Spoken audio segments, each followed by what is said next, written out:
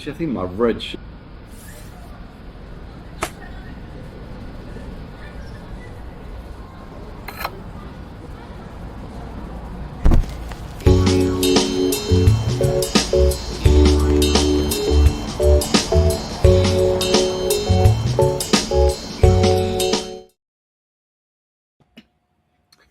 Well.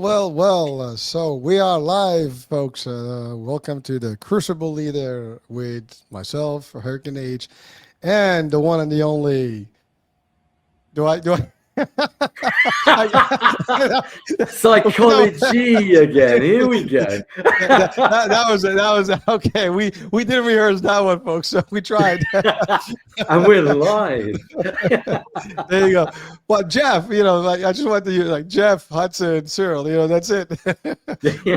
We'll do this better the next time, folks. It's just fun. But yeah, so again, you probably seen our first pilot that was not live. We pre-recorded it. That was a test run and just an introduction. But this is actually a new series, podcast. You call it what, talk show. But this is more of a business hardcore. I mean, literally two, I would say, world leaders from different parts of the business, spectrum. Let's call it that way. Been around, seen a lot of things, decades of wisdom, I would say, in the business world and entrepreneurship. And, we're live here from Dubai right now. So, bringing you some good nuggets, right, Geoff? What do you say? Absolutely. I've got my Tommy Bahama shirt on because we've been talking about the Caribbean all week. Listen, well, I mean, we are hot weather here. So, it's funny because in the States, it gets cold in New York and Jersey, so the Caribbean is really the place to go when it's that cold, right? We want to get into some nice tropical heat, but we don't have to do that here, do we? We really don't. I mean, we're in the 50s in Dubai right now, and yeah, anything to keep me cool. It's toasty. It's real toast, and yeah, I mean, it's if you haven't done this before at this level of extremity, it takes a bit of getting used to, for sure. Yeah. Well, it's funny, Geoff. Before we get into the nitty gritty here, I was talking to my partner in Jersey, and even my friend, from Jersey also. We were talking, and a couple of weeks ago, they hit actually 48, 50, Celsius, which is the same as weather, which is not unheard of. I mean, so they say the El Nino this year is that system. Well, Yeah. it is El Nino. I mean, they should just say El Viejo because El Nino is a baby. Well, I hate to Gotta say it, survive. but we are going to hit 61 degrees in August. And, August, Dubai is the hottest month of the year, but we're going up about 10 degrees. So we would normally hit 50, 51, 52, maybe 55, but we're going to 61. So, yeah, thank God I've got air conditioning. Well, I have to, for those of us that watch it in the States, in Fahrenheit, 47 yesterday, I think, was about 111. So we're talking 120, 130 Fahrenheit. So those are like temperatures that, unheard of in most, I mean, unless you're in Arizona or Nevada, I think Yeah. it gets there. Some parts of Florida that gets there because it's obviously tropical, and it's especially Central Florida gets a little, steamy, except that it's very humid up there. So that's a thing. But hey, Arizona, my friend, Arizona. I remember driving along Camelback, which is, the main road which you go from highway, I think it's Highway 66. 11, or no, I think it's Highway 11, Okay. US 11, and that takes you to Scottsdale. And I remember smelling tire off the Uh, wheels of the car because it was so hot and then everything was melting away. uh, So yeah, I mean, look, it's desert. You're in Arizona, desert. You're in Dubai, desert. So well, I think, there's a pattern there. Yeah. but we have the water next door, so you do get a little bit of that. But in the Arizona desert, you're in the desert. I mean, you're, Yeah. you're surrounded by mountains, Yeah, desert, you're not and you're not going to see too much water in Arizona except in the Indian creeks. So but you know what? Beautiful landscape, though. I mean, stunning. let's Yeah, yeah. Sedona. If you go to the Red Rock, because that's all ionized and that's beautiful, absolutely beautiful. The Red Rock. You go the remnants of Liberia, and you've got the remnants of Atlantis world on that rock. And hiking there is, is absolutely phenomenal. I remember climbing up Cathedral Rock. I mean, it's pretty sensational. It's great for creativity because you're up there. You've got a lot of creativity. In fact, that's where I wrote my first book. So yeah, no, it's a phenomenal place. Well, so we are live on YouTube, Instagram, and LinkedIn right now. So for those of you that are joining us, welcome to the show. We're just having a little warm up here and just reminiscing about some travels before we got started. Just for those of you who are just touching on, at least checking us out for the first time. So, Geoff, he's traveled, I think, 2/3 of the world, and been a lot of places. Years of expertise, as I said earlier, and this show is all about leadership, and operations and just strategy, tactical stuff, high level of all that, and so if you are in the business world or you're interested in the business world and you want to get a little bit more of some of the, I would say, the expertise, insights, whatever you want to call them, from some of the I guess experiences of Geoff here, this is the right place for you. So Geoff, I know today, we talked about trust last time, and by the way, you mentioned book. You've written a few books actually, all power books. You have a new one that's the trust book we discussed in the last show. So let's talk a little bit about the book, and the other books, and then let's get into the heavy stuff. Yeah, love to. Yeah, look, there's a lot of buzzwords around on the internet. We're talking big trusts. We're talking shift of trust. We're talking, leadership trust. But it's too many buzzwords. There's not enough reality. And this is one of the reasons why we've got a fragmented world. I mean, as I said before, I believe that the world right now is in a crisis. I think it is eroded. And I think that we have to start looking at how we're going to create impact.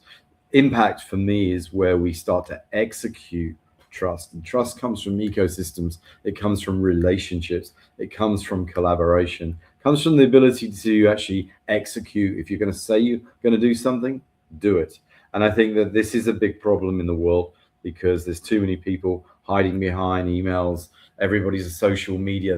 Everyone that goes on social media is no longer social media. They're all experts, as you know, right? And and they're all influencers. And I think that we're starting to get that. One of the big subjects we talked about at the pilot was fake news, because even if I go to my local gym, everyone's not working out anymore. They're taking videos of them doing the exercise, and they're doing reps at a much slower pace. Come on, what are we turning the world into? It's no wonder we've got erosion. No wonder we've got relationship issues. No wonder everybody's now becoming, into yoga, and we're looking at Tai Chi, formulas because of our mental health. No, there's no big surprise. And quite frankly, what do you believe on social media? Well, that was the very reason why I wrote the Trust Paradigm. It was actually to try and get people back on track. That what we need to do is forge really solid relationships where it's not just give, it's reciprocity, it's give and take, forming things, working together, sharing together, actually building things together with solid foundations.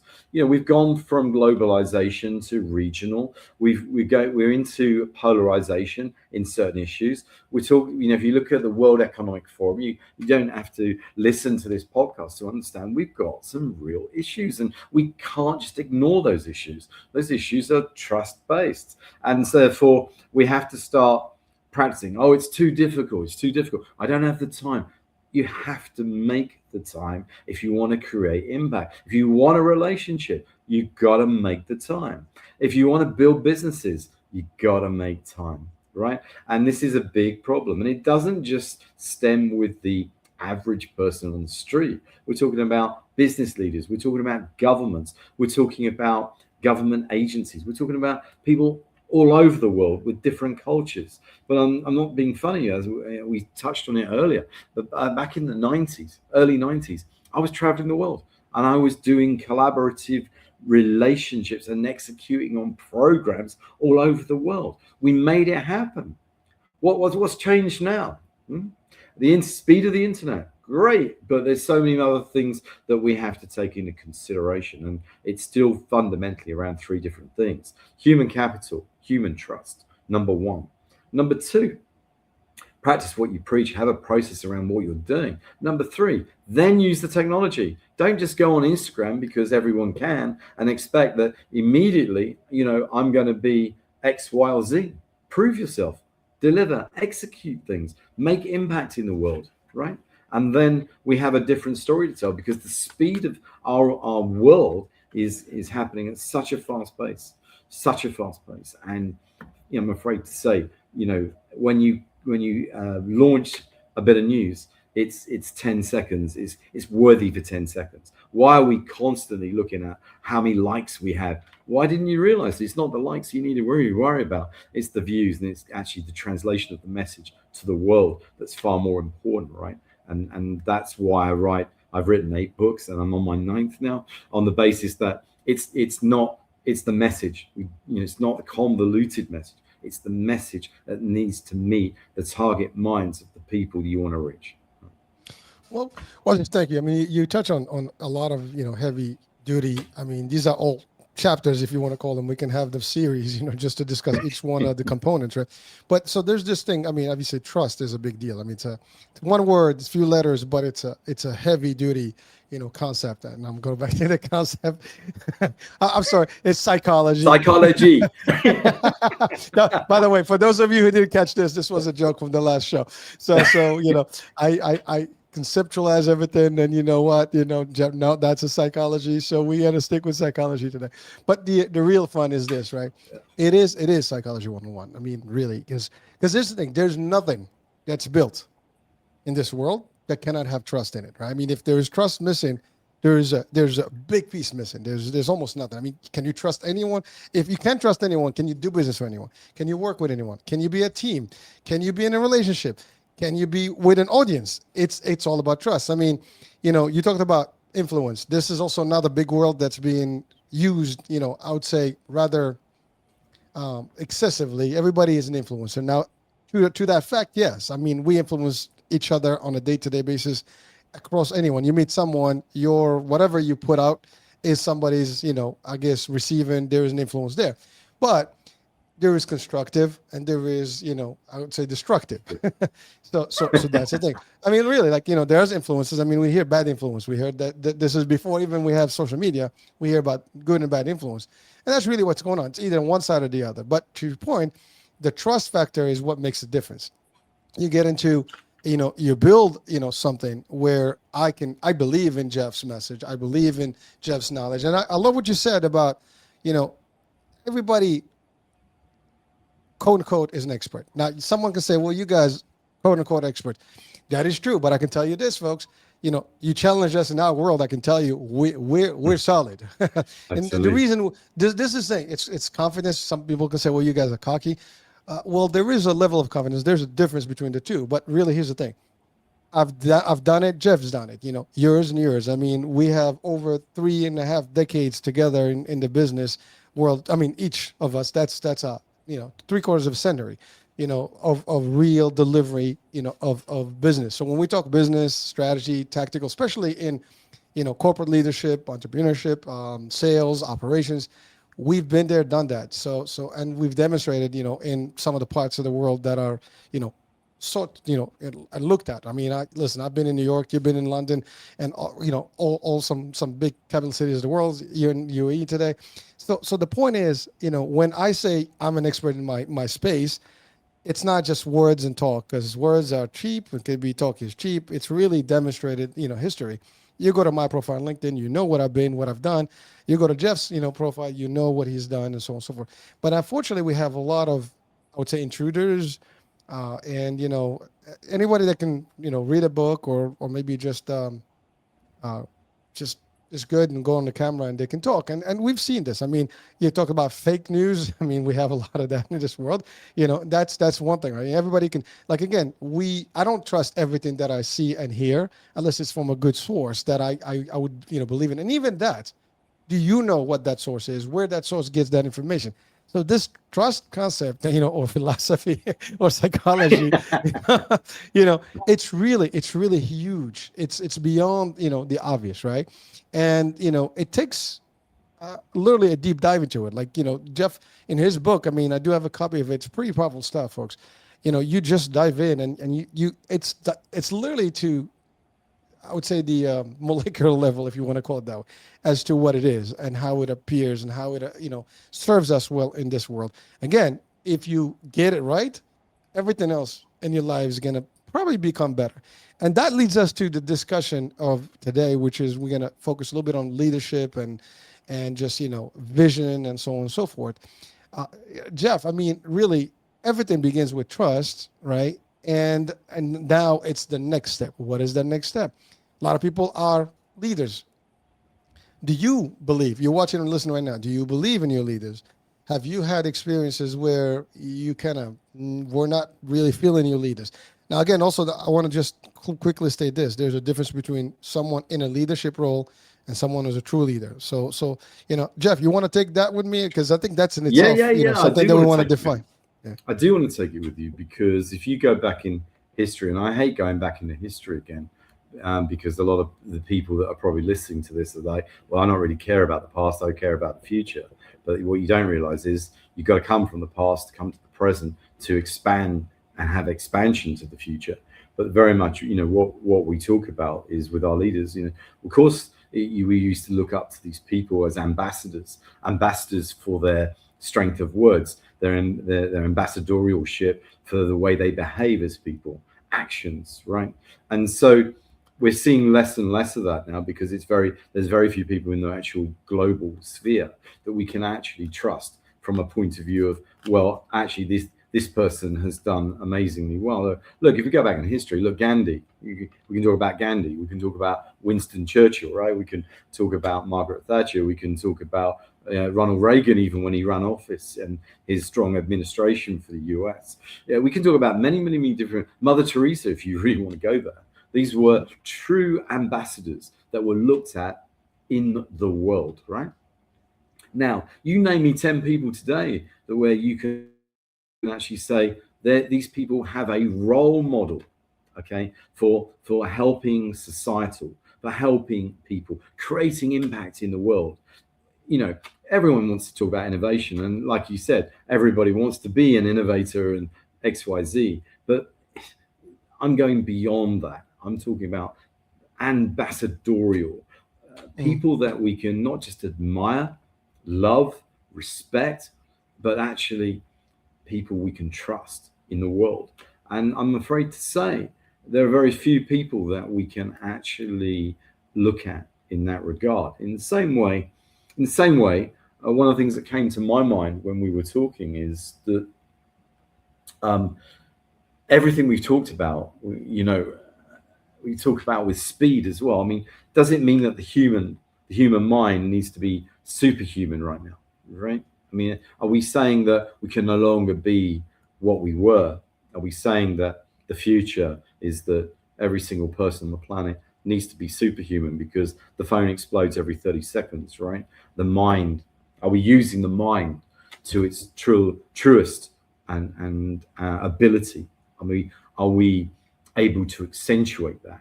I mean, everything is based on technology, and it's like, how many agents are you using?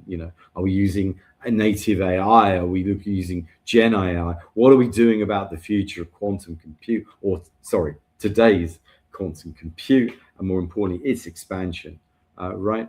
And so when we look at that, we start saying, what has a human being got to do in order to work through all of these areas? And how much does that actually fragment trust, honor, respect, if we don't have the right frame of mind, and if we are not looking at this through the right lens?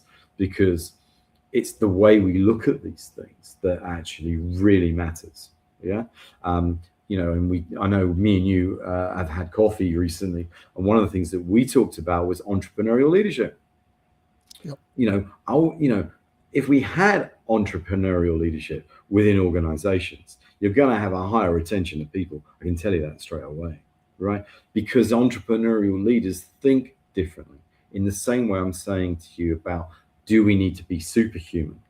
And if we do need to be superhuman, what does that really look like?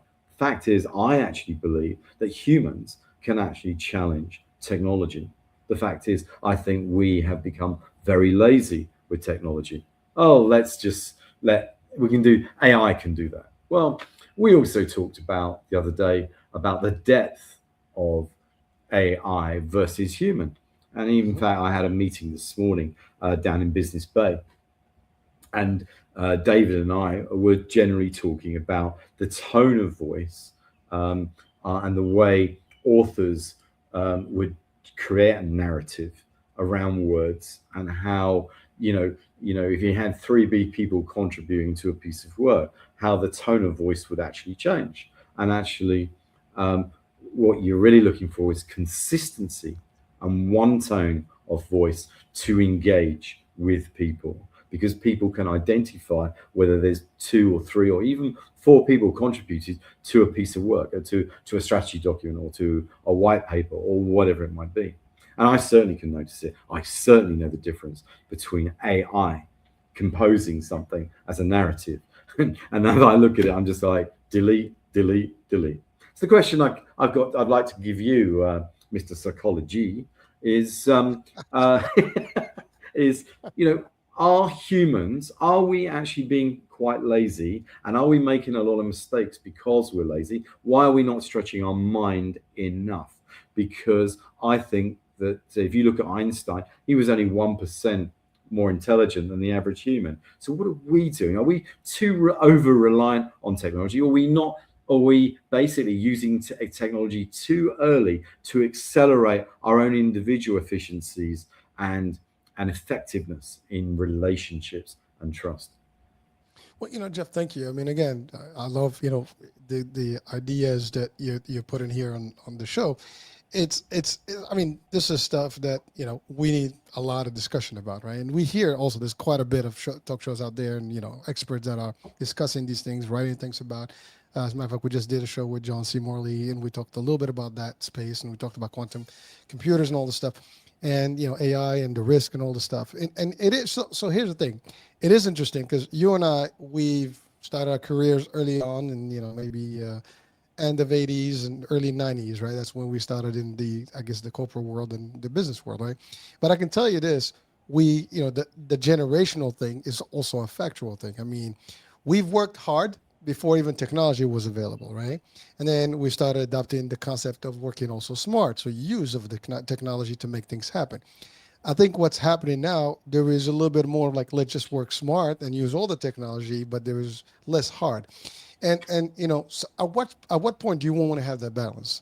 Yes, I mean, it makes it easier, and even as a strategy. When I train people, for example, I always say this: let's not work too hard. Let's work smart. Obviously, what does that mean?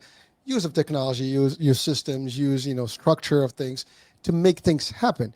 But it doesn't mean there is no hard work that needs to be in place. So it's like building the foundation, and then find, like you can build a high rise, but you need an elevator, right, to get up there. Otherwise, you're going to have to climb up, right? So it's that kind of concept. So we build this solid structure, and then you work on it, and you make it. But to your point, I think the laziness factor is like, we want everything easy. Everybody wants easy money. And by the way, there is no easy money, folks. I have yet to see easy money. Easy money is you win a lottery. And even if you did, it's one in a million, or one in a couple of hundred millions, of people before you can get that winner, right? Because it's just the way it is. You can go to a casino and gamble. Chances are you're going to lose more than you're going to win. Anyone that's been into casino, I mean, there are two places where we take our money and deliver it and walk out without it, and they charge us for it. It's the casinos and the bank and the casino, right? You volunteer your funds. Here's my funds, to the casino, and you go to the bank. Here's my funds, and take it. And you know what? Every time you want to take some money back, they got to charge you a fee for it. So it's interesting. But that's the thing, right? It's the concept again of us, being somehow in this phase of transformation from being so used to the advanced technologies that are available, especially now AI, which is, again, that's a scary, and you're right. You're writing a book, you wrote books. Listen, I've never written a book myself, and if I have my AI write it, it's gonna have its own tone. It's gonna have its own stuff. Now, for example, I use AI all the time to narrate and do stuff, but I put in the information that I want. It structures it for me. I revisit it and so on and so forth. Stuff. It's kind of like, to me, I look at it as like my aide or my assistant that is actually doing the typing and looking at the stuff and the errors and maybe doing all the check-in for me. But I still have to guide that discussion, the content, the menu, whatever the messaging that I want before I submit it. I can't just say, okay, give me this and stuff. If you do that, I mean, it does say on the AIs, most of the AIs will tell you, check, they make mistakes. You have to check, good content or real stuff. So you can't just play stuff. So there is a level of way you use it as a tool. I mean, right now we're using, tools to actually operate and be in front of you. I mean, you're using platforms to watch this show or listen to it, right? So the tools are there for us. There's nothing wrong with having technology. I mean, the idea of us, I drove before GPS was, in existence. Guess what? We used to drive, look at this big map or the book, and you have to figure out how to read the map and figure out where you are. And if not, you open the window and he's like, hey, excuse me, buddy, you know how far I want from the gas station, and so you used to the old way. Now with GPS makes your life easy, right? You just put, not sorry, my friend, not in Dubai. I mean, well, there's a reason for that. There's a reason for that. So people are thinking like, oh, it's a bad, no, it's not. The problem is they change roads every day. There's new roads, there's new exits and entrances. So that's really what it is. It's not catching up quickly to the buildup. So that's different. But even in the best places or the oldest towns and stuff, you're still going to have a problem. But it makes it a lot easier to get to your destination than before. I mean, literally, I remember, this is true story, folks. I drove from New York to Florida, and in between we had to stay somewhere in South Carolina. And we had just the address. This is before the actual GPS. So I know that I have to drive south. I know where the states look like, in terms of road. It's, 95 south, and you hit it all the way until you get to North Carolina, and then you cross over to south. And then now you have to figure out the signs to the actual town. And then you start stopping. I actually started stopping at different places to ask, like, what road do I have to take here, stuff. Even though I had the map, it was kind of like, very difficult to map it out around the local street. This was, I'm talking, a long time ago, 30 plus years ago. So it's unique how we've adapted stuff. But here's the thing. What happened since COVID, I think, first of all, a lot of people, for example, there was this debate, it's like people cannot work remotely. And I've challenged that a long time ago before even COVID was happening. I mean, I was working remotely when I was like in the 90s. You used to be in a hotel, that would be your office, that would be your home. And you'd be executing in, whatever, 24/7 a day. You'd be on that computer. You'd be working till you finish because, you had to get it done. What's the difference? Well, it's funny. You don't need COVID or SARS or Ebola or another event to create, remoteness. I've been doing it all my life. Well, it was just a business, Of course. Think about it. This was actually proven in New York, for example, because actually, after COVID, a lot of companies either moved out of the city or they had their staff work remotely. And a couple of years later, so that I can remember in 22, for example, the government of New York City, started actually trying to get people back in. So they imposed some laws to actually start, because here's what happened. With people being remote, your regular small businesses that operate around the corporate space, such as your bodega, your store, your coffee, place, your restaurants, the transportation, everything was suffering because there's no traffic. I mean, these people are not commuting anymore to the city. They're not eating there. They're not spending money. So it did impact the economy. So therefore there is that. So that's that. But does it mean that you cannot perform when you're outside? A lot of people challenge me as a leader, in some positions, that, hey, I've had people in different states working for me, and it was like unique, like, how we never done that. Well, I can show you it works. By the way, in a telesales concept, it's easy to see, but in a sales capacity or operations, it can make it very difficult, right? Because some jobs you need to be in. But I love what you said. This is true. I remember 93, I was given a fax. By the way, for those of you who don't know what a fax machine is, it's this little phone with buttons and you put paper. Just joking, folks. But, so we had a fax machine, a couple of boxes. They give you your documents, whatever you're going to use, a phone, At the time, actually, a phone and a beeper. So we had a couple of these things. Now beeper is these little things. You get a message and you call back. This was before call. It was just one of those, old school stuff. And then, so now, you basically are home. Your office is home. Your job is in the field. You come to the office for training and whatever that they have to, get you going. But then everything is done at home. So your operations, so you have to learn how to operate remotely and do it. So this concept is ancient about being, remote and still delivering, because at the end of the day, H, yes. what did you do? I used to arrive in, I don't know, North Carolina or Charlotte or wherever. I turn up at the Hyatt or the Marriott, and before I check in, sir, there's a package for you, and it'd be 2.5 inches thick. It was fax, because that's the way it was in those days, right? And that's the way it works. Now we have, obviously that was before AOL and, emails and dial-ups and all this stuff. But you know what it is? It's not about, so again, technology helps. Guys, I'm a big guy with technology. I use every piece of it. If it's new, I'm already ahead of the game. I adopt it, I test it, I play with it. And if you see my stuff, I'm already doing AI and, videos and stuff. We're looking at movies, all kind of stuff. So it doesn't matter. But you have to know your fine line. Where's the technology? Where's you? And how you can combine those things without one taking over the other. Like, you still have to be in charge. You're actually at the helm of this activity, whatever you're doing. And so again, I wanted just to touch on that. That's why I went through this whole, little piece of the discussion, because of we are moving so fast, and what we are kind of moving away from some of the basics.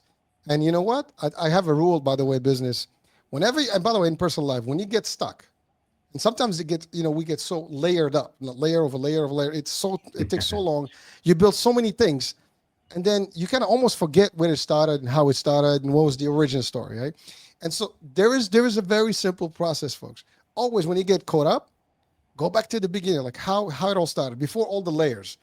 And basically, it's like the onion thing, right? You peel it out and you get to the core. Same concept. You go back to the source, and then once you start sometimes reverting back to that original piece, you can start adjusting again. Like, okay, where did we miss? Because sometimes you do.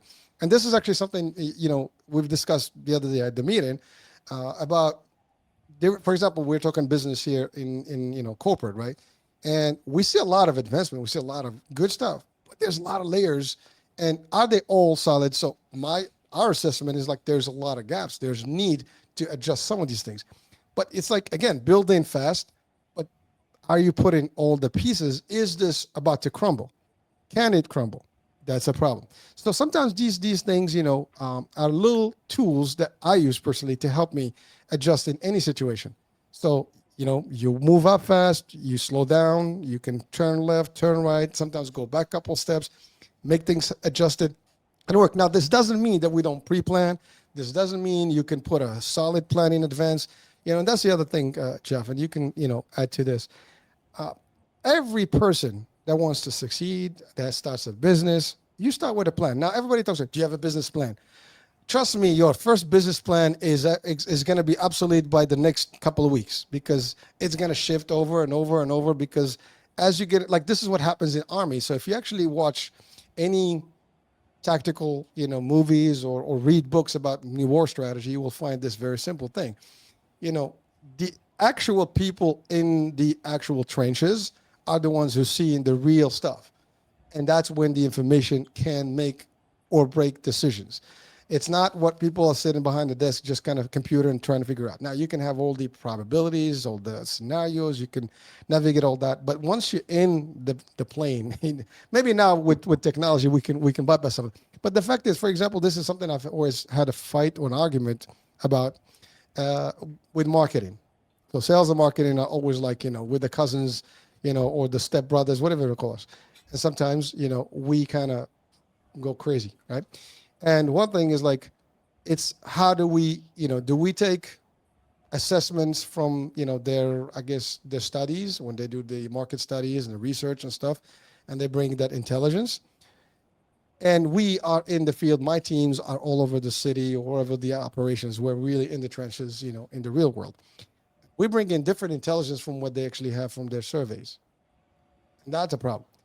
And I'm like, wait a minute. This is what you guys are finding. This is what we're finding. We're not the same. And you cannot tell me this is the real thing, because I am in the real place. I mean, actually in the real connection. I'm directly with the consumers. You are just getting a sample of a universe. Maybe the universe is not even the correct universe, and therefore it's like apples and oranges not working with me. So again, these are some of the things we have to be conscious about and be able to address accordingly, right? I mean, what do you think, Geoff? Look, I got a couple of and when you're talking, I got a couple of things that came to me. First thing is memory muscle, because you know, again, are we using memory muscle enough? I don't know if you ever heard of the Trachtenberg systems mathematical theory, but Trachtenberg was in Auschwitz in 1943, and one thing that kept him alive was mathematical equations. But what he did with that point is turn the brain into an algorithm, right? This algorithm, and he proved that the mind could be stretched. In the same way, if I go to the gymnasium as an example and I'm working out, my body can get stronger as a direct result of memory muscle of doing more weights, right? It will get, the more reps I do and the more movement I do and the more stretching I do, but my body is like a memory muscle. In the same way, you were talking about sales and marketing, which I was really interested in thoughts, because I don't spend enough time in that area actually. But I do know that at IBM, as an example, we do a lot of sales effectiveness training and helping. But in the same way, salespeople need memory muscle, okay, and they need that intelligence that you talk, market intelligence you talked about. They need a lot of intelligence. But again, that memory muscle is about expanding the mindset. We don't have to be reliant on data. And actually, even today as we speak, there's an awful lot of data that is inaccurate and wrong, because they're not actually piecing all of the intelligence together that's required to give a holistic view on something. So when you actually think about this, again, I go back to that whole subject. Are we using our intelligence enough? Because I don't think we are. I think we're being too lazy with apps and tooling and hoping. But when things go right, but when they don't go right, there's not just they go wrong. There's a disaster on your hand.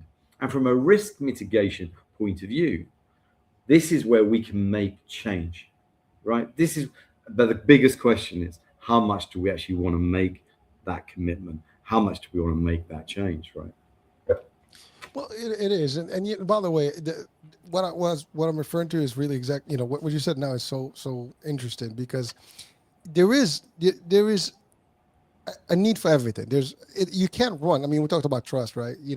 There's a lot of things that need to be together for anything to happen and for success to take place. Whatever that success may be, in personal life, work, corporate leadership, it doesn't matter. In social media, even like someone you want to make it in big, in the acting world, whatever.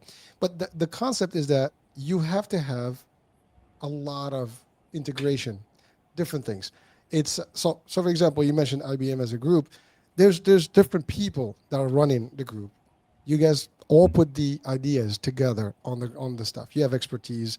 Dave has expertise. Your other team members have expertise, and you just put it on the floor. This is what meetings are about. Team meetings are about, right?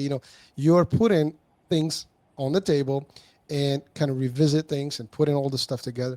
I use the board all the time. Like, we have this board that we kind of put stuff in there. We park things. We work with things. You kind of visualize everything that you do. But it's an ongoing process. Yes, I don't undermine any information I get, but the reason I said the conflict is because it's not gospel. It's not the it.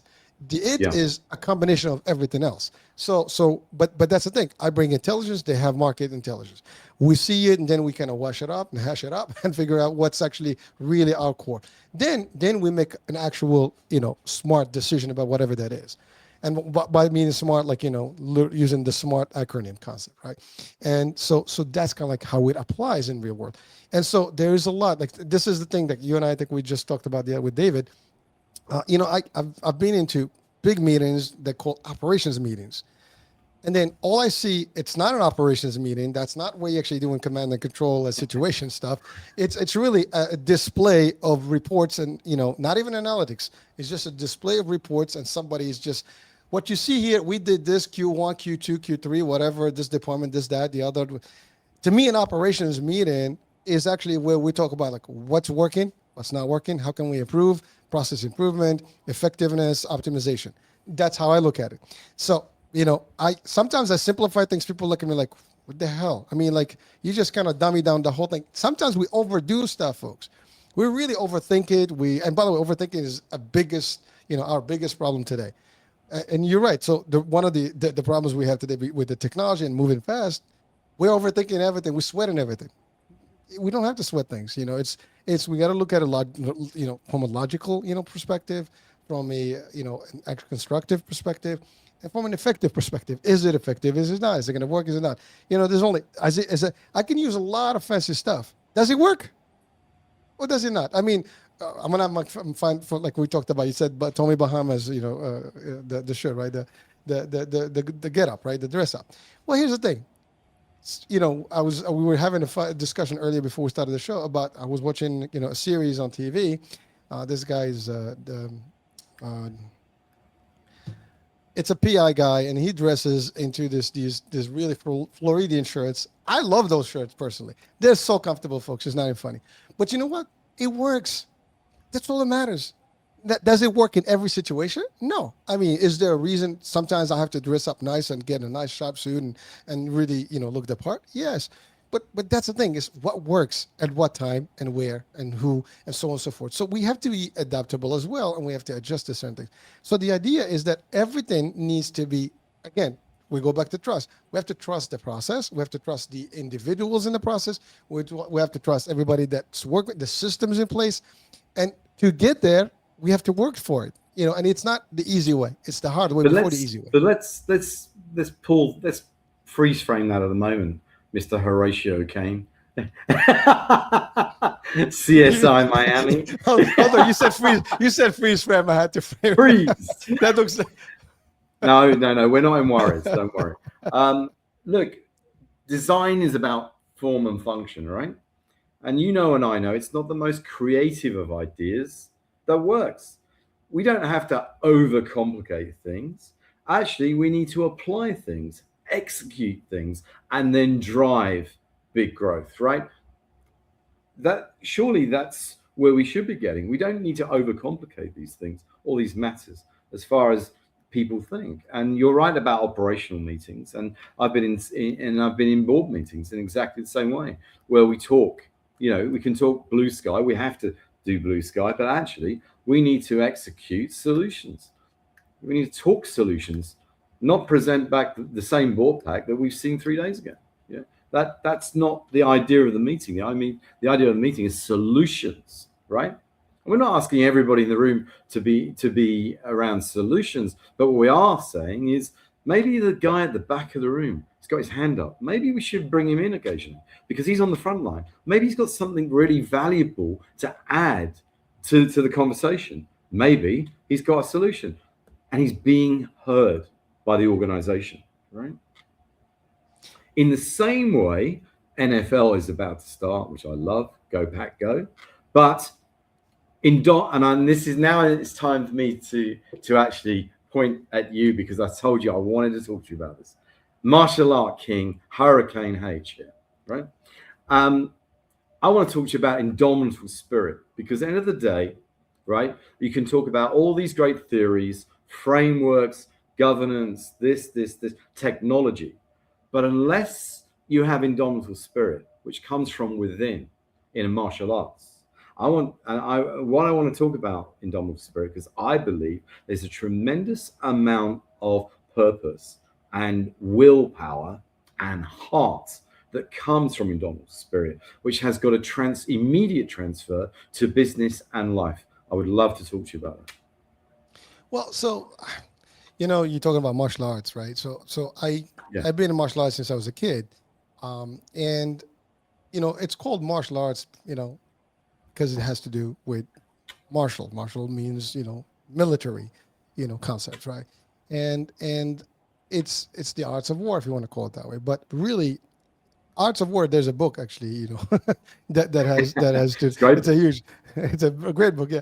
So the concept is it teaches principles, and there is, so it's not just learning. Anybody, I mean, there's a lot of people that come and go through martial arts, karate, and all these types of things. Right? But when it becomes part of you, it becomes part of your personality, your discipline, your aura, your energy, your vision, your operation. I used, everything I learned in martial arts from but one simple thing. And now this is going to make it very simple for people watching. In martial arts, we have rank, just like in the military, right? And so the first thing you learn is the environment that you're in. So that's your dojo. So in traditional, martial arts, that is a sacred place. Whether you're in kung fu, in karate, you walk into the actual place of training. That's actually a sacred place, not because it's mystical or divine. It's just that's a place where you learn the arts. That's where you learn, the next level to uplift yourself, your spirit, your personal, everything goes up. It's not just the art of fighting. Everybody can learn to fight and roll up. As a matter of fact, you can be as trained and maybe one sucker punch and you can get knocked out. Okay, because that's probably something that can happen. But what you're learning there is the concept. Again, the word concept keeps coming up. Of really, learning who you are, how to operate in that environment. And so I am white belt. That's really your entry point, and you have a lot of colors ahead of you to get to the next stage and to get to the black belt. And even when you get to black belt, that's really the beginning of the journey. Now you just start the next level of real understanding of what it is. But so you look up to these people, you respect them, you follow their lead, you understand that, and you learn also to become a leader yourself. So eventually, as you rank up, guess what? Now you're gonna, train the other ones. And so the way it works is, as you go up in rank, you start teaching classes, you start training others, you can, and really giving that information down. This concept applies in every single day of our lives. And in the business world, that's really what it is. People have disrespect, for example, for their hierarchies. Now, I'm not saying if someone is an idiot and being a boss that is bossy, you're going to accept that from them. No. But I respect, if I walk into a room and someone was a VP or a director or even a manager, that I report to or another stuff. Sure. I don't look at them like, that's their title, that's their rank, that's their job. So they have expertise. I respect the expertise. I respect this person. Now, we're not talking about in the personal level, like, we're both humans. He or she is not better than me in as a human. We're just who we are. So in that level, we're the same. But in the level of knowledge and level of understanding, the level of stuff, it helps. So the martial arts concept comes into these degrees of understanding. It's also spiritual. You believe, you're conscious, you learn to see things differently. You're also strategic in the operation. I mean, for example, we see this in movies. They depict this a lot in the martial art movies where they show you whoever is the acting guy, that's going to be the featured guy, is looking at a scene. For example, a good example, there's a scene in The Last Samurai with Tom Cruise. He gets these four guys going to jump him. These are all ninjas. They're going to come and try to kill him, right? And he is just this newly learning, the samurai arts, right? He's in the middle. And in the scene, he visualizes the whole fight. Okay? You literally, you see the fight happening, but it's really in his vision. So before you actually do this, and this is something that a lot of experts will tell you, you're walking on the street, I go into a room, I size up the room. I can, I can see what's going on. I can adjust things. I can see who is in the room. I can feel the energy. You walk into a boardroom, you need to know the movers and shakers, how you're going to deal with it. You're in the meet. You go to the meeting, you need to actually kind of feel the energy, the vibes, who's what. There's who's going to be the enemy in that place, who's going to be actually your ally. Corporate is really a tough place. So you walk in, that's the thing. Like in the corporate space, you want to ally people, not antagonize people and become their enemy, because they'll do you dirty quickly. So there's all this stuff that goes in. So in my world of martial arts, this stuff I've learned since I was a kid, and I applied it in my own stuff. When you train, for example, and you get advanced and you're doing multi attacks and stuff like that, there's this testing that happens where I can be talking to Geoff, and before I know it, Geoff attacks me. Now that's just an environment where you can be in an environment you don't know what's going on, and somebody comes at you. What are you gonna do? Do I react to him? Do I do something? Do I fight? So there's a lot of stuff. There's psychology that takes place in this whole thing. Psychology, yes, not concept. Look, I think I love what you're saying. I mean, I really love it, and I used to love playing tennis, yeah, and I'd be 40 love down, but I'd come back to win the game. and that was that indomitable spirit inside of me. And you may recall a guy called Timothy Galway. I don't know if you have or not. He wrote about the inner game of tennis, inner game of business, and inner game of golf. And what he leads on to is like karate, like martial arts or jiu-jitsu or any of these judo or any of these martial arts, that it's from within, right? It's not just a game of golf. It's not just a game of tennis. It's not just a business, because when that purpose and when that heart interconnect, we then have something very spiritual which drives us, and it's beyond anything that you and I could ever describe. Because when this starts to take over, the passion that I talk about and the purpose that I talk about, it drives real impact and it drives real results in the same way that you describe martial arts. And that's why there's a huge transfer here of knowledge and expertise if we would care to actually tap into this and utilize this energy. Well, thank you. Well, so we call that the chi, right? So of course, so that's your inner energy, right? And that actually makes a big difference. I mean, we talk about aura, energy, chi, power. I mean, okay, movies sometimes they exaggerate. I do this, I can drop you, but there is a level of that. I mean, I've seen this stuff in real life, folks, and it does work. You don't have to have, a full power to actually land somebody, on their back. I mean, there's enough touch, and there's space, there's all stuff. But it's not, first of all, it starts with belief, discipline, believe, really it's from you. Even when it's funny, you hear this in movies, like the scream, yeah, right? That's the sound. That's the sound that you hear.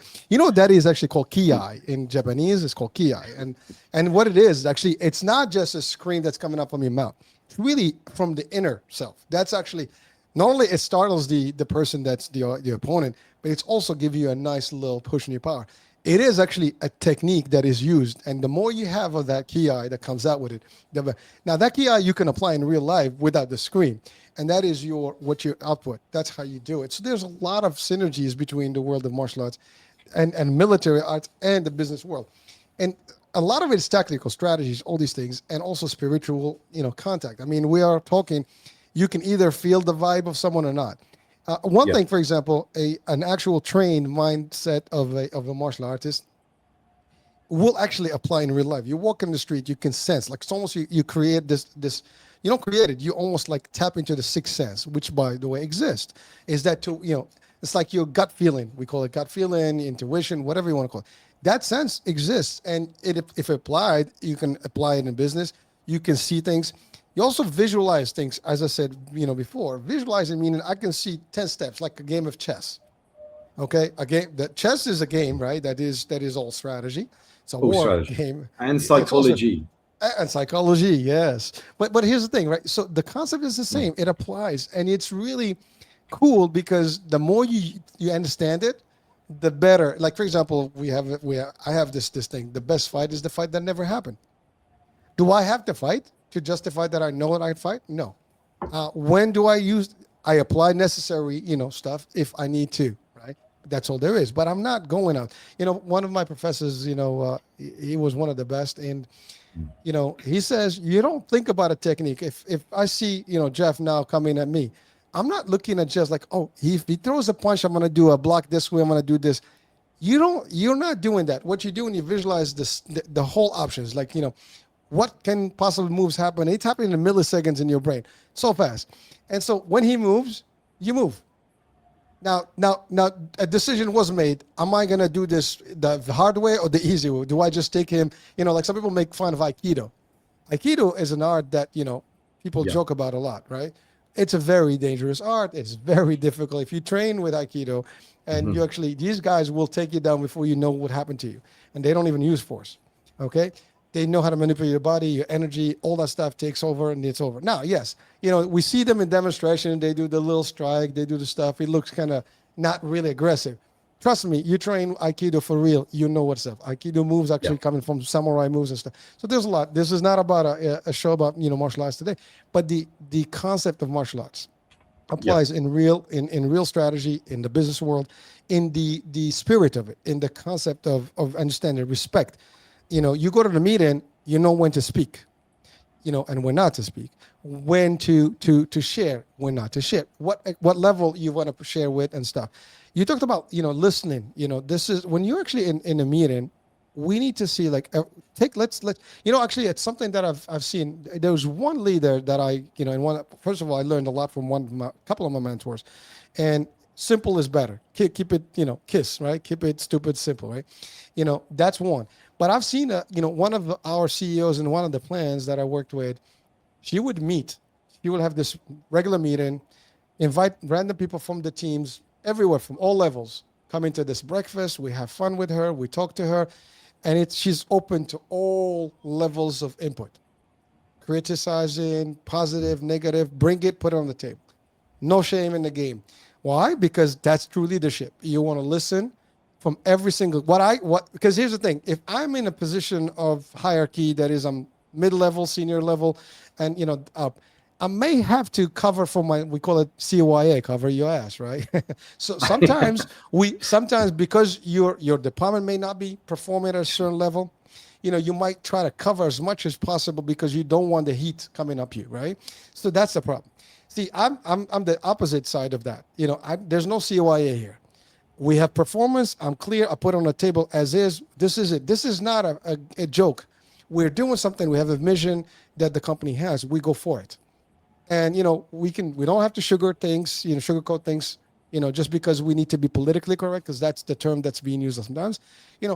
We say it as it is. Folks, this is not working. One thing, for example, my pet beef in most of the companies that I've worked for is that departments are not held to the same level standard, meaning that there's an expectation from this department, but it doesn't work equally to the other department because they just kind of they can slack off, and they may not see a lot of churning.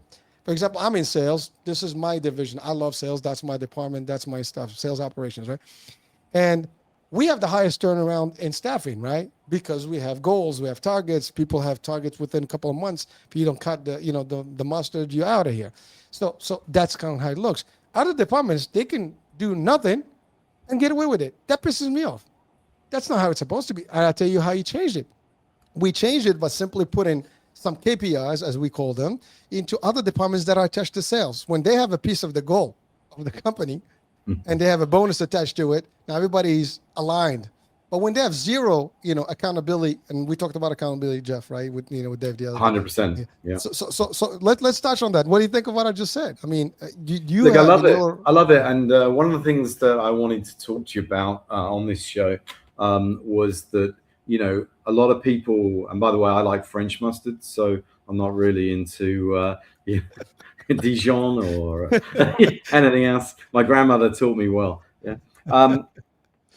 But on a more positive note, is everyone is saying, "Oh my God, the war, the environment, the geopolitical, the macroeconomics, changing governments.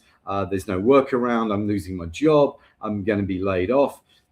No, I disagree. I think that if you take the indomitable spirit that we've just talked about, and you have that passion, and you have that drive, and you have that purpose, you're going to upskill yourself, because the market is lending itself towards learning and development, not just at junior level, not just at middle management level, not just at senior management level, but also director level, C-suite level, and to respect the board. With what we're talking about is rewiring ourselves to actually lead in a new business environment, that business environment being tomorrow's business, right? So I think that all the negativity in the press and online social media garbage, for a better word, is not useful. If you go, and I say this very heavily, if you're going to put something out on social media and it's sensitive, make sure it's accurate, make sure it's reliable, and more importantly, know that everyone in the world is probably looking at this. So therefore, sensitive words need to be posted in a structured and trusted way. But the more important issue here outside of that is what we do as humans. And as I said, I believe that humans are not using their inner capabilities to the level that they should be. So therefore, what are we doing about it? Are we going to get business fit? Are we going to get relationship fit? Are we going to get, and you talked about sales in particular, are we going to get sales fit? We're working in a very different environment where relationships matter. So what are you doing? What steps are you taking, or is your employer taking, in giving you the correct training and giving you the upskilling that's required, and actually giving you a program to follow where you will exceed expectations, right? You're not just going to just deliver satisfactory. Your bonus is to actually attach to surpassing that, right? And everybody wants bonus because it's Christmas or whatever. The bottom line is learning and development, upskilling, effectiveness within management, within leadership is going to take these companies to where they truly need to be. And to me, they should be preparing and getting ready for tomorrow's business, not for yesterday's business and not for today. Because as you said, a plan is out of date in 2 weeks. You're lucky if you've got 2 weeks, frankly. It's the adaptable world of change, and that requires humans to step up another level. Well, Geoff, thank you. And it's funny because you said learn and development, not training. And so because we use that loosely, the term, training department stuff, it's really learn and development. I mean, people have to adopt new ways, new technology, new skills, new approaches to the stuff. But I think one of the elements, and thank you, Geoff, for saying that, like, we need to elevate. Okay, like, our motto is time to evolve. Well, evolve and elevate yourself, So you're a business, and really it starts from the top, right, folks? It's whatever the culture is, and, if you guys watch my reels and the AI ones, you'll see I throw in a lot of stuff. I used to do them as memes and posts, but now I use them as AI version, which gives it a little bit more, a live concept to it, right? I'm sorry, I keep laughing because this is an inner joke for this discussion between me and Geoff. But the idea is that you want to throw in that stuff into people's mind to see that it's the next level, folks. We have a lot of knowledge from the past, and that's really important because that's where we are, and that's where we get all the stuff. We also have to be visionaries and seeing where the world is going, use what's technology is happening now, and adapt quickly. If you don't adapt, you're not going to survive. 1, 2, you need to also change the culture from the top. It starts from the leadership, from the board down. And, everybody has to also believe in what the mission of whatever company you have, want. And it needs to be articulated to the people underneath, the hierarchies. Because here's what happens. It's one thing, I see things, you're not in my mind. You don't know what the hell I have in my mind, what my vision is, right? You cannot. A good example, I'm going to talk about the media, the network that I've built in the last couple of years. What my vision for it, most people would not even understand. They think it's a show, it's a podcast, but I'm building a network. It's a bigger vision. For me, what I'm seeing is a huge network of channels, TVs, film, directing, documentaries, you name it, for information and so on and so forth. A lot of people, a lot of departments, a lot of stuff. So that's the vision, okay? And I'm working on it. But the people that join the team, and by the way, when I do my trainings or learning development, components, guess what? That's the first thing we talk about. They need to buy the vision. They need to be part of it. If they're not understanding it, they're not seeing it, they're not going to deliver at the stuff. Because if they're in it for the money, they're going to be there for the paycheck. That's not going to be the same. It's, the idea is when you join a company, and by the way, this is something I've done, and, I am proud of it. When I join a company, I become part of the company. I'm loyal to the company to the degree that the company does not, become disloyal to me. But the idea is that, because I can always, terminate myself or or just walk out of, any situation. It's like a relationship. You don't like it, you move out. But the concept is that I believe in that company. I believe in their mission, their vision, and I work with them equally. So when I start operating, it's all in. I'm not, I negotiate my salary and my bonus and stuff that I need, so I don't have to think about an options out there, but I work for them, as it's in my business. And actually, I treat it as my business. It becomes part of my business plan. The hours there, as a matter of fact, when you work in a corporate world or entrepreneurship or business, you are part of that business. It becomes your family. You spend probably more time there than at your house. So you give it all your in. Now, you need to know what those limits are. When do you give up? When do you walk away? Whatever. Not all are made equal, but the concept, you go with it as a principle. So maybe not the concept here as the principle, is that you get in with the idea that this is the company. I believe in them, and use something which is basically passion. If you're not passionate about what you're doing, nothing's gonna happen, folks. Sorry, you're gonna be disappointed every day. You're gonna have a very low energy. You're just gonna suck at what you do, and you're gonna blame the world for it. And then it becomes conflicting, and you're not happy. No one is happy, and you're gonna have a lot of negative energy around you because it's gonna be miserable, folks. In this world, it's not. So it starts from the top. We need to create that level of spirit, environment, atmosphere, whatever you want to call it, that is so rich and energized that it becomes so literally contagious. I mean, it's like a fireball, and there's a heat wave that's coming down to everybody, and everybody's feeling it. No one is immune from it. Everybody gets the little touch, okay? And that's what happens. And if everybody gets that, and everybody sees and values it, they're going to operate equally at their capacity.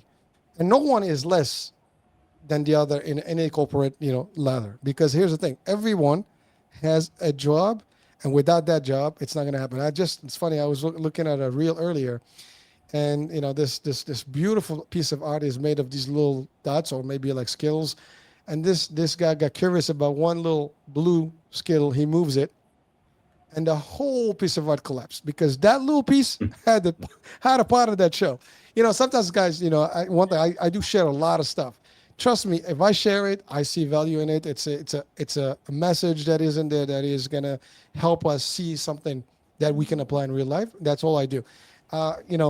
This is not about glory, folks. I'm not doing this because of that. I do it because I love what this is. I love that we need, as people with some level of any little bit of knowledge, to share with others. And we need a lot of that, and we work together.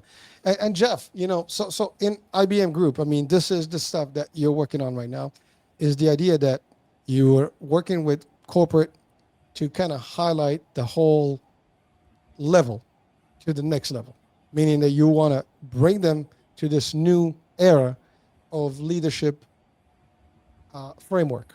Am I getting that?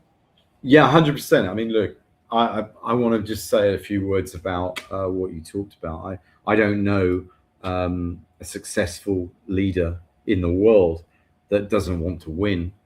But in order for people to win, they must be taking their employees on that journey. And I say that really importantly, because all the business transformations that you and I have talked about will fail without that culture from leadership, which is, it's not just an aspiring vision. It's a vision that you're going to take your people on a journey, okay, of success. And with that curve that we talk about of success, particularly in this part of the world, it's 50x. It's not 1x. It's not 2x. It's not 3x. It's 50x. So IBM, absolutely. I mean, it's not just about business transformation. It's about culture. It's about learning and development. It's about senior leadership, critiquing and skills. It's about new learnings, new intelligences. And it's about taking people on a journey where ultimately we can pivot growth. We unravel the bottlenecks, the toxicity, the negativity, and we turn it into a high growth performance environment. And that is very much a people-based component. But 3 disciplines, as I said earlier in the show, are the people piece, the design-led thinking piece, and of course, technology. And those are integrated with an interconnectedness to actually make a real difference. And that's why we're here. We want to support the region in the UAE. We want to support our clients in the region. And ultimately, we want to support their growth. And that's exactly what IBM does. That's what it stands for. Love it. Well, again, this is a show about leadership, about, just elevating, evolving the mindset of the business leader, and the leadership structure, I would say, as a whole, which basically will ultimately trickle down to everybody, and certainly change and transform to the next level. There's also something we hear about, growing pains. Companies move fast and grow fast, but they miss a lot of pieces, and that sometimes it's difficult to catch on. And so by building those frameworks that IBM does and Geoff and team is working on, things can be very different. And so again, this is not just an endorsement. This is actually a reality that you want the expertise, you want to see it. And by the way, we all think that we know everything, right? And so sometimes seeing it from the outside can get you a whole different perspective. And that's really what happens. I do consulting. That's what you do in consulting. You kind of come out from the outside, and you just assess things. You have a very no. You just look at every single aspect. That's what, for example, in my world, sales effectiveness optimization. You come in and you assess the whole sales operations. Everything from learning development, talent acquisition, policies, structure, compensation. You name it. We look at it, and then we'll see what's missing. This is working. This is not working. That's when you get your final assessment. That's when you get stuff. You guys are doing it at the largest scale through all the different departments. And it's all similar, folks. Just again, the concept of just linking everybody to the same accountability. That's one. No one gets away with murder, if, everybody's accountable to the same rate. Doesn't matter what you function in the company. It doesn't matter what department you're in. You're all attached to the same thing. That changes the whole dynamics, folks. Blame culture, terrible. I mean, when you have a blame culture in an organization, you kill an organization. You really do. And it's about high growth.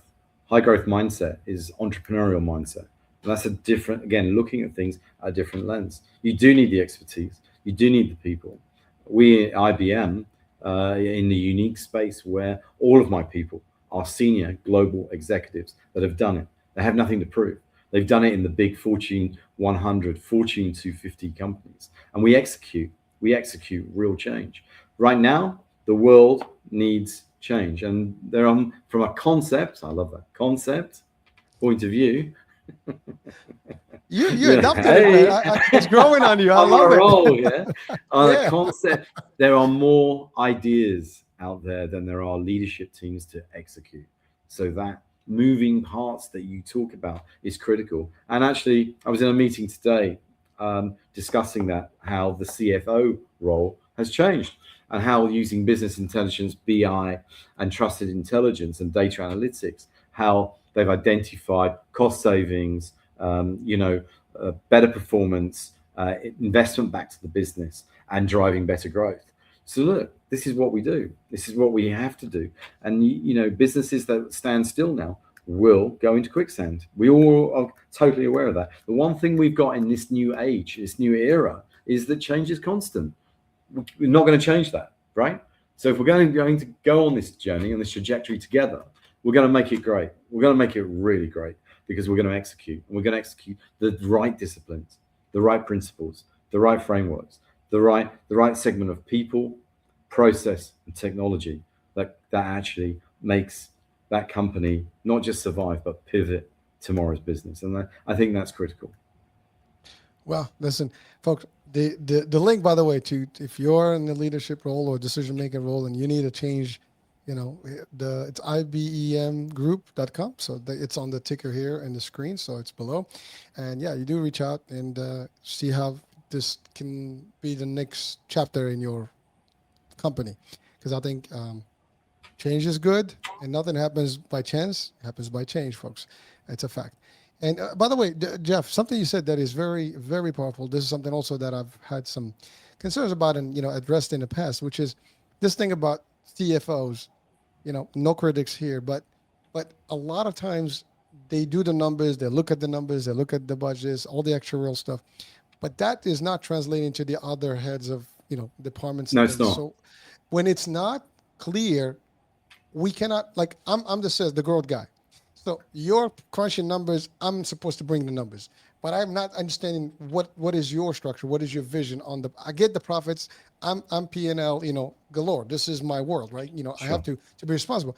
But if I cannot understand and I cannot see eye to eye with the vision of the CFO and the CEO or the CEO, these are all the acronyms, in the C-suites concept, we have a problem because I cannot deliver what I cannot understand. I agree with that. I think that we've seen the role of the CFO change over the years, and certainly over the last decade. In America, they called the CFO the Chief Focus Officer, not the Chief Financial Officer, and that tells you exactly really the answer to what you were saying, that the CFO can no longer just be in a spreadsheet or with data analytics, has to be across the organization. So you could see a blend of the COO, Chief Operating Officer, with the Chief Financial Officer coming one role, because the sort of reporting that is required and the speed of that reporting requires a CFO that is literally across the whole organization, or the group of companies, or the group subs, and that is because the board need to make better decisions, and they're not going to do that without the right data. And I think that role is changing fast. Oh, thank you, Geoff. And one last thing. I know we exceeded our hour, but here's the thing: we got to get the ego out of the equation, folks.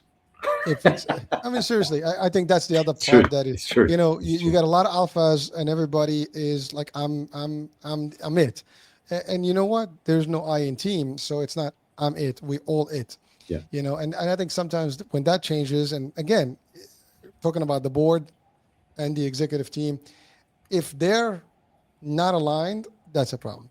If they are all about me, myself, and I, that's a problem. We all have to be about the same, again, mission, vision, and the culture of the company, and everybody. That's how you do it. That's how you succeed. I mean, we talked about, for example, Disney and his vision back in the days, Yeah. and what he built decades later, right? Legacy, right? That's the type of things. And that's the difference between companies that stick a long time and companies that just get swallowed up easily and just disappears over time. Again, we had the example of some companies that did not see the future, namely Blockbuster, for example, big stores, movies. They didn't adapt to the idea of Netflix, and that was a done deal. I think there's only one store left in the world that is still like I think it's just like a novelty kind of concept, but really it's we have a lot of companies that actually failed to see the future transition, and they didn't get it because, again, lack of vision and lack of understanding where companies should be and understanding the environment. And you know what? There is already stuff that's happening in the world that is successful. So we need to adopt some of these things, and it doesn't have to be one way. It's not the way of Geoff or the way of Hurricane. It's what's available. Let's see if we can do it and stuff. I think IBM Group does have a very diversified portfolio of people with expertise from all over the world. And to your point, top 100%, top 500, 250, Fortune companies. That's pretty powerful. I guess level of expertise that you can take to the bank, folks. So again, this is really more of a business discussion today, and more of a highlight to the corporate leaders and business owners that are they want to elevate. I think there is a way here to make a difference, folks. So if you're watching, or you know someone who can use this, let's connect here. Geoff, any last words before we close up today? No, the last set of words is, if you take the last hour that we've been chatting, I think, there's a real big synergy in mindset and innovation between sports, martial arts, let's say, and business. And if you start looking at some of the words that we talked about today, and I like to use the word honor, I like to use the word respect, I like to use the word trust. There's a lot of learnings there, and I think we need to get back to some of that. And as I said, it's very easy to blame people when leaders don't have full accountability and responsibility. And it is a privilege. I go to back. I worked with a lieutenant colonel in the US for some time, and he would always say, and it's so true, it is a privilege to be a leader of people, right? A privilege. And if it is a privilege, then you're going to behave and you're going to act with honor, respect, and trust. And I think that we need to start learning from people like me, people like you, true leaders in their own right, that really do execute change. And it's because we love what we do. The paycheck, I'm afraid, will give you 100 days. You know that. In an organization, you're just there for the paycheck. It's 100 days. You don't have a career. You have a life, and that requires a very different mindset, very different lens. So yeah, that's my lasting thought. Well, listen, Horatio came. yeah, I'm okay. And you said something about the in the service of people. And that's a huge. A leader is really serving the Yeah, teams and the customers. That's it. I mean, you get to that level of understanding, your life changes, the whole dynamic changes. And so, well, listen, folks. I mean, I know it's Friday at TGIF for those of us that that tired of work and they want to, close up their week. And hopefully, we'll be catching up again with you guys in a couple of weeks. And yeah, so look forward to the Crucible Leader discussions with Geoff and myself. And yeah, we'll keep bringing some topics of the hour. And yes, and of course, for those of you who need a little bit of change, or IBM Group, is the place to be. So yeah, check it out. And that's about it. I'm Hurricane Age, and with my co-host. Now it's your turn. Geoff Hudson-Searle, and it's goodbye from me, and it's goodbye from him. So we did better now than the beginning. All right, folks, that's the end of it. We'll be talking soon. Bye for now.